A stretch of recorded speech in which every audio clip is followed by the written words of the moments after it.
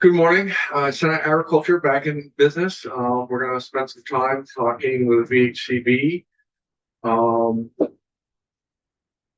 They had asked to come in and to express some changes they'd like to see or something they'd like to do. I'm going to be very honest. I'm not quite sure. Just reading it, we're going to be educated on some of the stuff, some of the language I was unfamiliar with. So please don't be afraid to be very descriptive with us, and welcome. The floor is yours. Okay, for the record, I'm Gus Seelig, Director for the 1000 Conservation Board. With me, Liz Gleason, I'm the Farm and Forest Viability Program Director, which also includes the Rural Economic Development Initiative, which we're here to talk about. So, Mr. Chairman, I think we talked about this with you, and I can't remember if we talked with this committee or we talked about it in the other committee that three of you sit on. The Rural Economic Development Initiative is a program that this committee put into statute probably about 2017 or 18. And the thinking of the committee at the time was we needed a way to help small towns and businesses in small towns compete for all kinds of grants. And it's been enormously successful. What you see here in this slide is East Calais General Store, which had been the longest operating general store in Vermont. It went out of business around 2019, and the Rural Economic Development Initiative was among the ways that community group was able to attract grants that got it back in operation. We've spent about $1 million on this program and helped communities win about $32 million. Statute provides for us to do this in small towns and rural parts of the state. And what we're here to talk about today is broadening our authorization a little bit and focusing more on the definition of rural communities, but also saying to you that Colchester is not a rural community, but it has farms in it. And so we want to be able to assist people in that community, not to the exclusion of anybody, but this program's been so successful that we're going to hire a second staff person to work on it this year. We don't do the grant writing ourselves. We help communities identify people if we can do the grant writing for them. So with that, I'm going to turn it over to Liz to talk a little bit more about program's impact and show you the language we're proposing. Before we go any further, and you may answer this within, and you probably will, since presentation. When you say small towns and rural communities, is there a population threshold? In the statute, it's 5,000. Okay. In one place, and then it says rural communities as defined someplace else, which might interpret broader authority, but still wouldn't get you to a farm that sits in a community like Colchester. And sometimes there are businesses in the larger communities that are supporting enterprises in the smaller communities. So with that, I'm going to turn it over to Liz to walk us through. Just going to give a little bit more background on the Rural Economic Development Initiative, READY. So we started working with communities in 2017. This program was really formed out of work that we had already been doing that Senator and other people really wanted to elevate. Since the Farm and Forest Viability Program was started, we had been helping farmers access federal grants, things like the USDA value-added producer grants, which can run up to like 50 to 100 pages long. They're very complex. So we'd already been working with people to access grants in agriculture. And there was really a recognition that there are a lot of amazing agricultural and community-based economic development projects around the state. But they were being led by people who didn't necessarily have the skills or the capacity to successfully draw down. Particularly hard to get federal dollars, but also other critical funding sources. So READY was established to help small municipalities, organizations and municipalities, agricultural businesses, and other community-based economic development to get the skills and to help with accessing capital. Most of what we do is focused on federal grants, but we'll also sometimes help people with harder to get state grants, philanthropic grants, things like that. So We've spent about $1.2 million on grant writers and folks who can help with that access to capital. And those communities have drawn down $35.5 million. So that's grant money directly going to communities to implement projects. The statute lays out some priority areas for us that include agriculture, things like dairy processing, other farms. They include co-working spaces. When this program was started, we were asked to look into whether there was any school reuse happening that needed support. And one of our first projects actually was a school reuse project in Bridgewater that then turned into a community center and childcare. So we've since done other childcare projects because those are such critical drivers of economic development. Parents can't go back to work if there's no childcare. It also includes outdoor recreation and a couple other focus areas. We think those focus areas really make sense, and we don't want to change the focus areas of Ready, and nor do we want to change the intent at all. Like, we really still see there's a capacity challenge, there's a skills challenge for these small communities, agricultural businesses in accessing complex project dollars. What we are seeing is that sometimes we'll have farmers who are located in towns over 5,000 come to us and ask for help, and we've had to turn them away. We don't want to do that because we think that there's a farm is a farm, whether they're in a community of 4,900 or 500 or 6,000 or 7,000. And we also see that there's some projects that really fit Ready's focus areas that like outdoor recreation projects that might be happening in communities over 5,000, but those projects still need the help. We work really closely with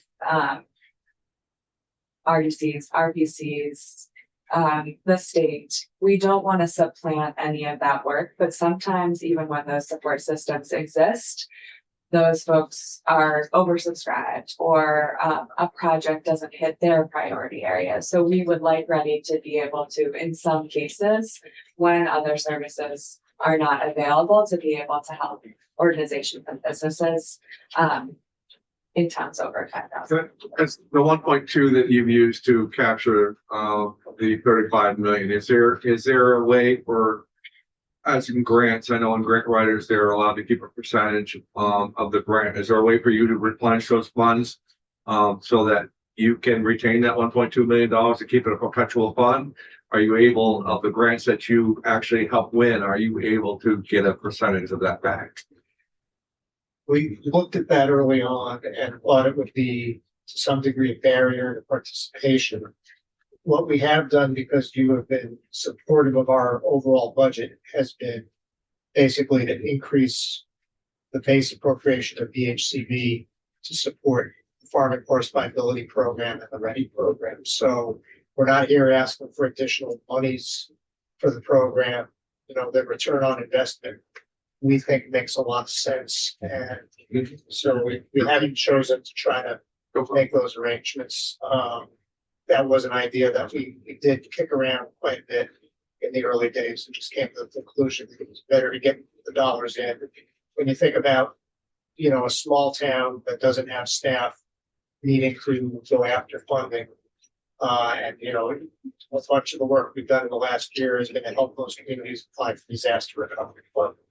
And we didn't want anything to impede a really quick opportunity, an opportunity that needed to be taken on quickly because the funding is there in the case of disaster recovery, and then it's gone at one time. Development. So do you want to add to that?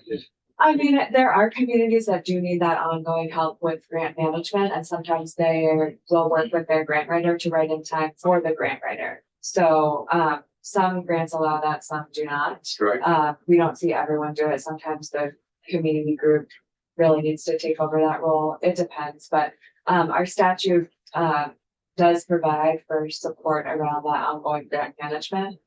So we definitely see that as a need in some small cases, but we'd rather have that be the person doing that be selected by the community member rather than have that be like income that goes to BHCB. Sure. Good. I kind of went through most of the things on this slide already.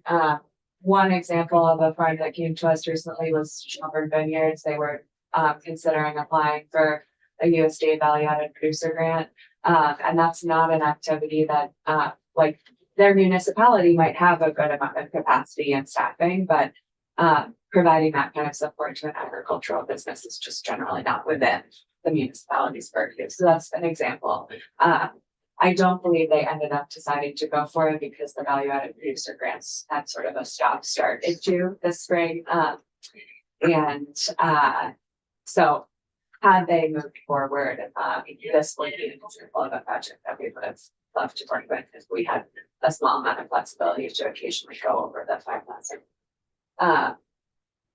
So we brought some like a suggested addition to the definitions within the statute, and I can go ahead and share that unless there's more questions on how the program works. Yes, Frank. Without a question, I cheated and already looked ahead, so the proposal is in Title 10, which would fit with this committee. Gus mentioned hiring someone new to administer the grants.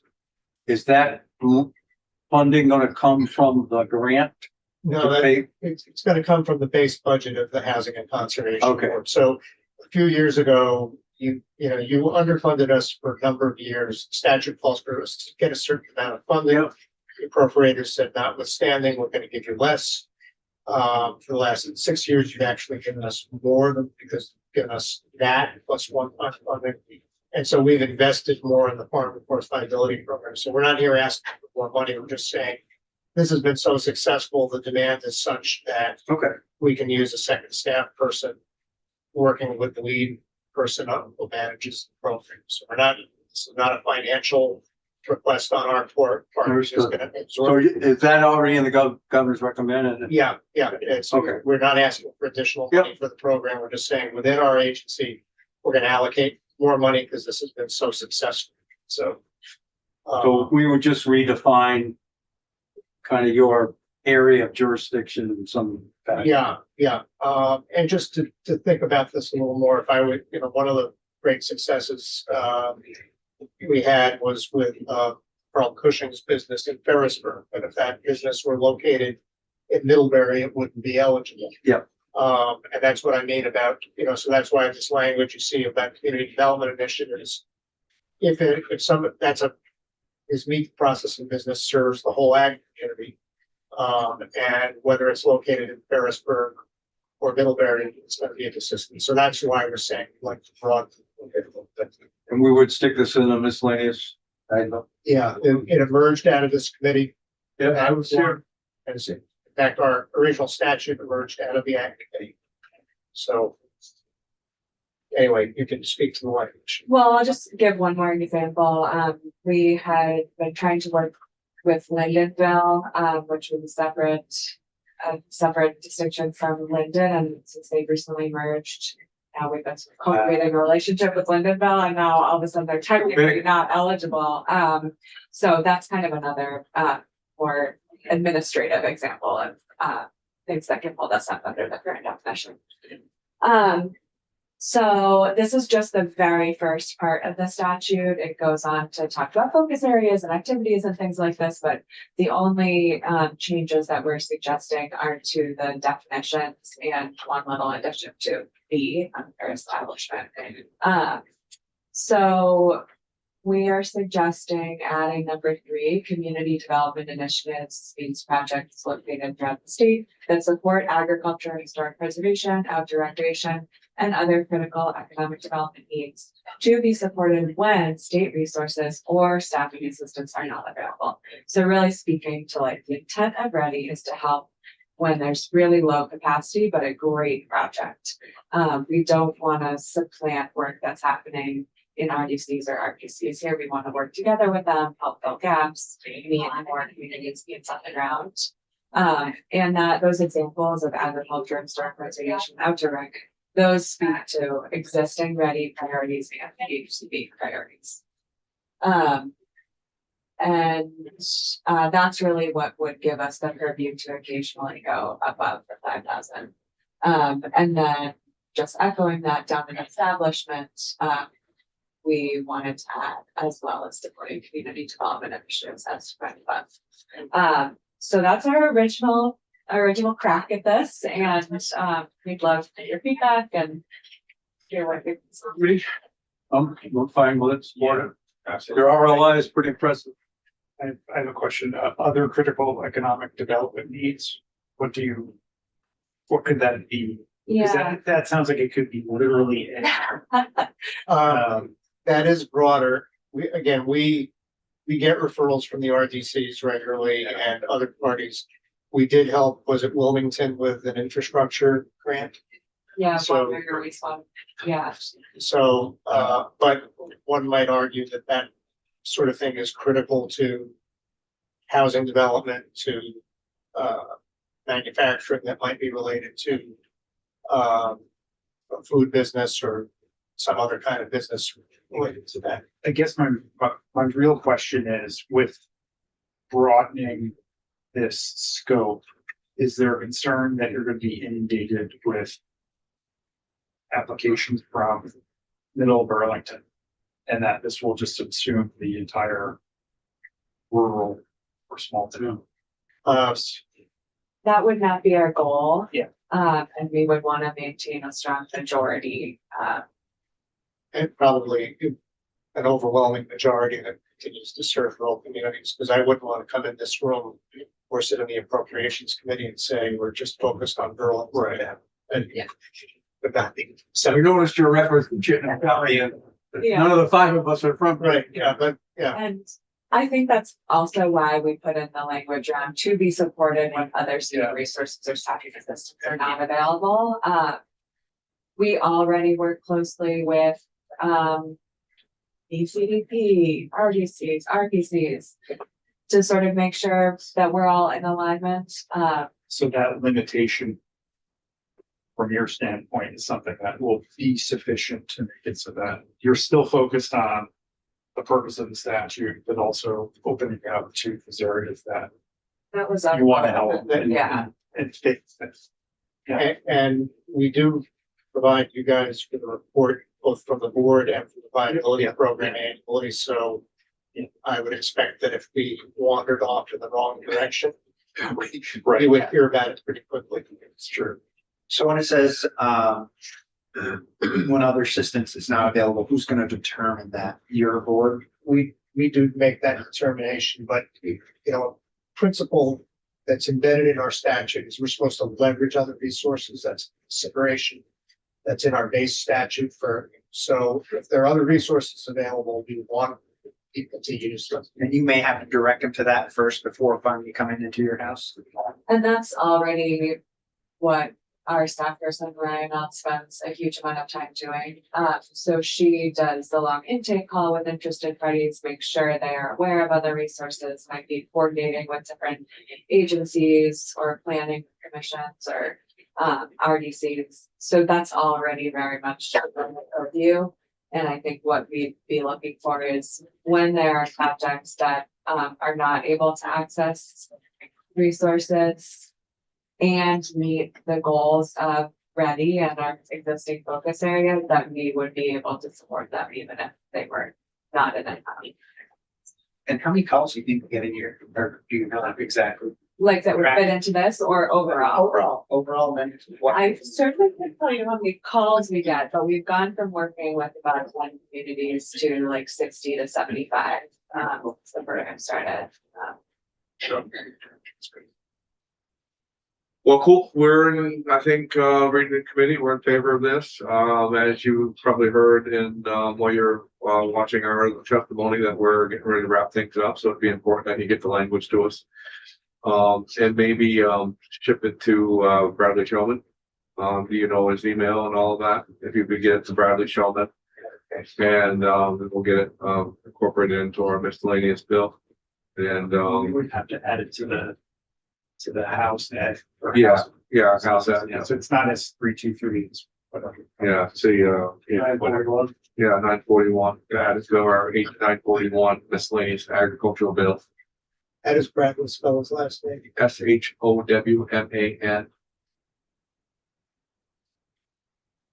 Glad I asked. Yeah, Showman. Yeah, And then it Yeah, would- yeah. I was email. picturing Shulman, but it's Yeah. Shulman. Yeah, yeah, so, yeah, we'll be happy to do that.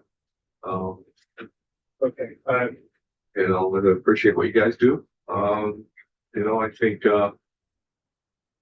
Gus is gonna, as much as I praise this committee, Gus is gonna get sick of hearing me praise him. But I've always been thankful, for, what he's been involved with, and, what I like more than anything is that they move. When other people don't seem to be able to get things done, they get things done, they move. And, through COVID times and good times and bad times, I don't see that your projects get diminished as far as starting to finish. It just seems to get done, and very appreciative of that. So you've helped a lot of communities, and everybody in this room has been helped in one way or the other where you've touched. And thank you. so thank you for saying that. You're more than welcome. I often say that our work is really because your constituents have good ideas and we're just sending the tax dollars back to support them. And on that note, I'll just close on this. Senator Collmore, we had a delightful call with Jamie Lee from Pulteney yesterday. She said that she talked to you and was to drop your name in the conversation. So I'm dropping back that this is the sort of program that if anything can be done with that campus, maybe can help with Yeah. kind of grant writing thing. I did indicate you would be a good person to talk. Yeah, so she has a lot of energy, a lot of ideas. I hope something good can happen Me too. there. Okay, so good. Well, get that to us or get to Bradley, please. And, Bradley is probably gonna send me a note to make sure that it's all good, and I'll reply back to that. So don't get alarmed. You'll say that's who? Yeah. Thank I you don't all. think I know. Thank you Hope have very a much. good weekend. Thanks for coming in. Thank you for being patient. I appreciate it very much. Committee, we are again, getting close. Tuesday, we're probably gonna have a long floor. But I've asked Rob, should we have to look at the language that Bradley's gonna send us, Rob can do that. I'm sure that, if we are here on Tuesday and that language is through, Rob can help us with the language on what we've just been asked for. And I don't have there's no wish list for me to, I don't have a timeline other than the fact that, we have worked diligently in here to get our work done, and I don't see any reason why we should hang on to everything. I did ask the pro town if there's anything that he wanted us to hold back, because sometimes it is, sometimes we are the committee with the last bill out. And he just said, I see no reason why to delay anything. So just in the spirit of just getting good work done, I'll be looking to, without a timeline, within our timeline, I would say, that of getting our work done. So I think next week at this time, we're gonna be finished. So you guys got any thoughts or anything? If you think we missed anything, again, we're not rushing, but we're getting close. So yes. Yeah, no, I think it is important to leave at least a week. I assume there'll be a conference committee on at least the miscellaneous bills. I don't know about, well, I guess we changed the paragraph too, so maybe those two. I think in conversations of, conversations that I've had in the hallway, I haven't really sat down with, House of Agriculture, but as you know, there's no secrets in this building and everybody kind of knows what we're doing, and I'm not being disrespectful to the House, but, as Senator Baruth is very well aware of, this is the Senate. And it is the Senate bills that we are worried about. And with respect to the House, I respect the work that they do, but when something leaves here, it's going to be a Senate bill. And I feel strongly about that. So good work. It's just funny. You always wonder whether you do enough. And over and over and over again, you guys make the work look easy. We've done a lot of work. We've done a lot of important work, and it's only because of how dedicated you guys have been. We've done a lot of work. As Bradley said, you heard him say it. Well, hey, you guys have been busy, but we've done it in an easy way. You know, it hasn't been, there's only been one time where I really started to get nervous about whether we were gonna get it done. And that was, the beginning of our miscellaneous bill that we sent over to the House. I started to get a little nervous. Other than that, it's, you know, it's been an easy timeline. We get a lot of stuff done. You guys should be proud of that. You really, really should be. So, other than that, I think, unless you guys have anything to add, I'll call it a day.